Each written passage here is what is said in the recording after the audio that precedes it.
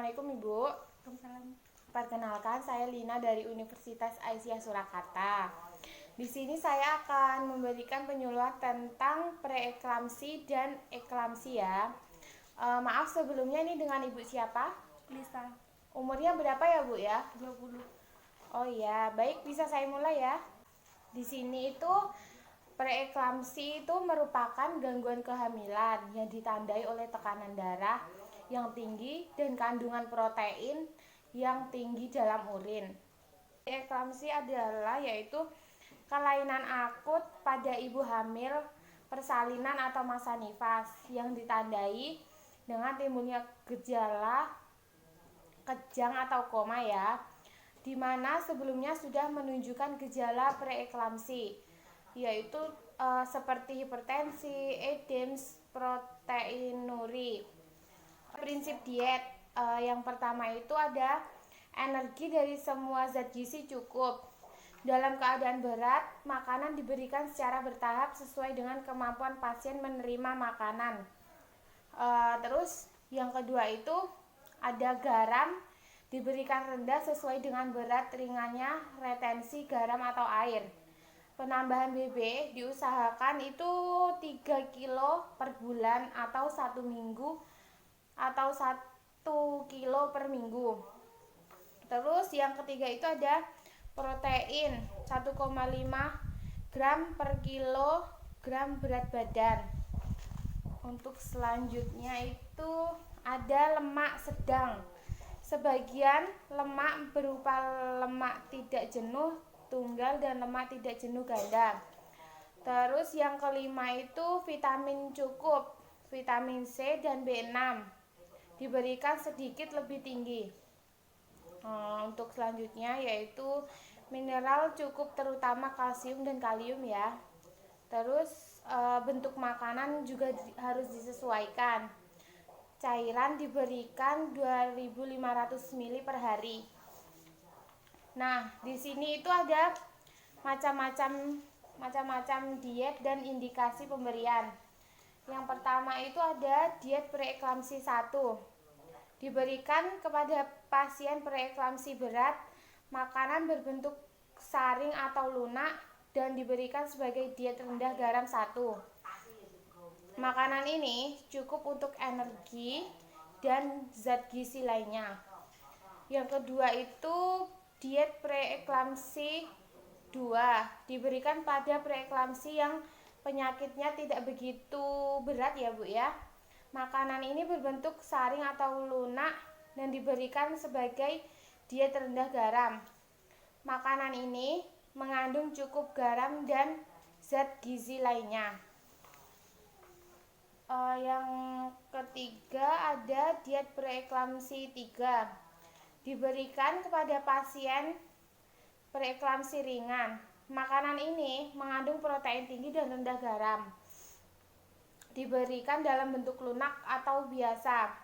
Makanan ini cukup semua zat gizi. Jumlah energi harus disesuaikan dengan kenaikan berat badan yang boleh lebih dari 1 kilo setiap bulannya. Nah, di sini itu ada makanan yang boleh dikonsumsi. Yang pertama, makanan tinggi kalium. Itu disarankan ya Bu ya, seperti pisang, bayam, terus ada juga ikan salmon, terus delima, air kelapa, terus kentang sama tomat.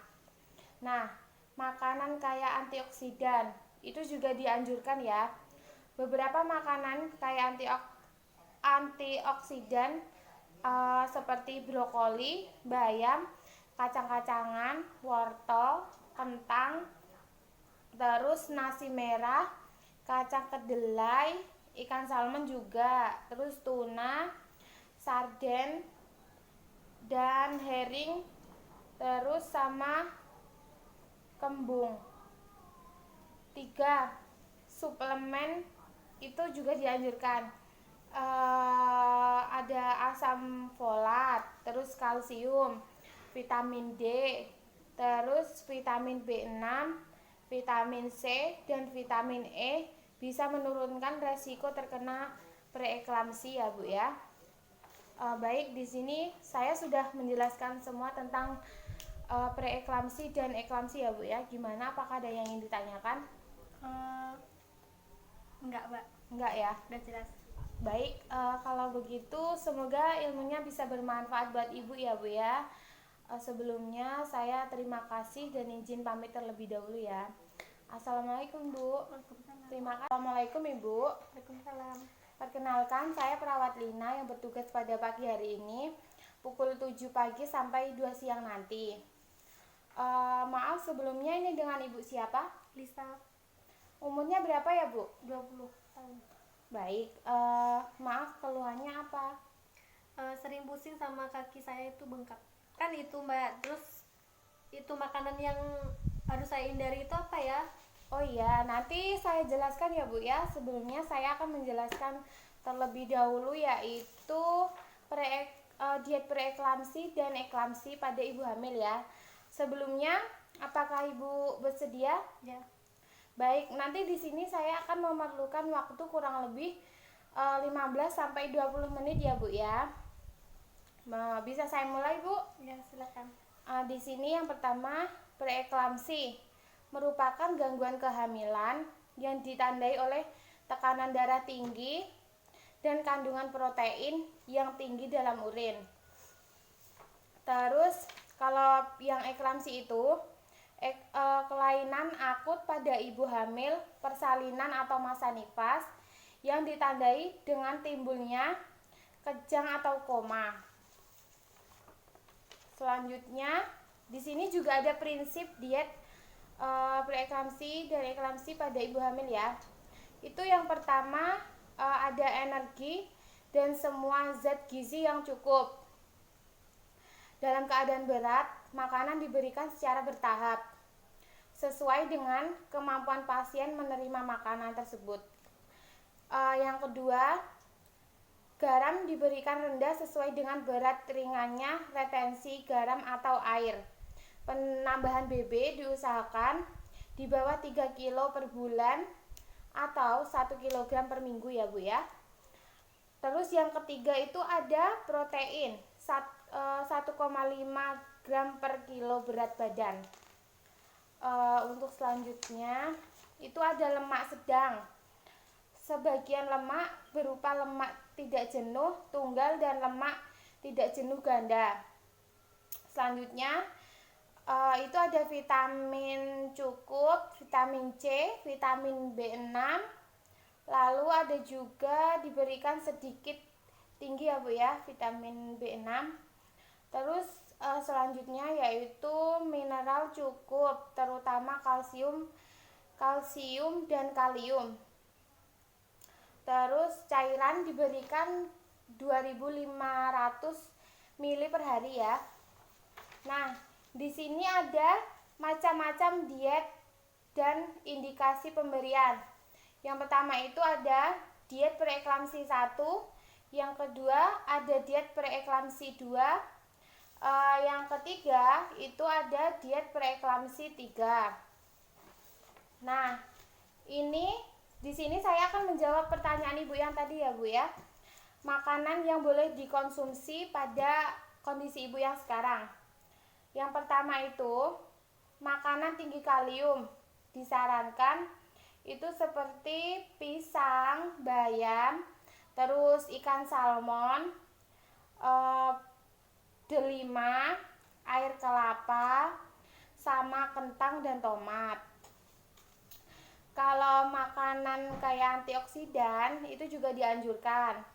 Yang pertama itu berupa makanan yang kayak antioksidan seperti brokoli, terus bayam, kacang-kacangan, ada juga wortel, kentang, nasi merah, sama kacang kedelai dan salmon, ikan salmon. Terus yang ketiga itu seperti suplemen, itu ada asam folat, kalsium, vitamin D, vitamin B6, vitamin C, dan vitamin E. Itu bisa menurunkan resiko terkena preeklamsi ya Bu ya. Baik. Nah Ibu, di sini saya sudah menjelaskan tentang preeklamsi dan eklamsia. Sebelumnya, apakah Ibu ingin bertanya? Iya Mbak. Iya, kalau boleh tahu apa ya? Tadi kan Mbaknya nggak jelasin itu apa diet preeklamsi 1, 2, 3 itu maksudnya gimana ya? Baik, di sini saya akan menjelaskan diet preeklamsi 1 sampai 3 itu bagaimana. Yang pertama, diet preeklamsi 1 diberikan kepada pasien preeklamsi yang berat. Makan berbentuk saring atau lunak dan diberikan sebagai diet rendah garam 1.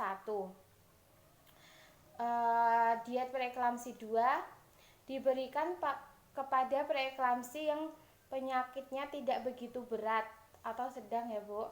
Makanan ini berbentuk saring atau lunak dan diberikan sebagai diet rendah garam.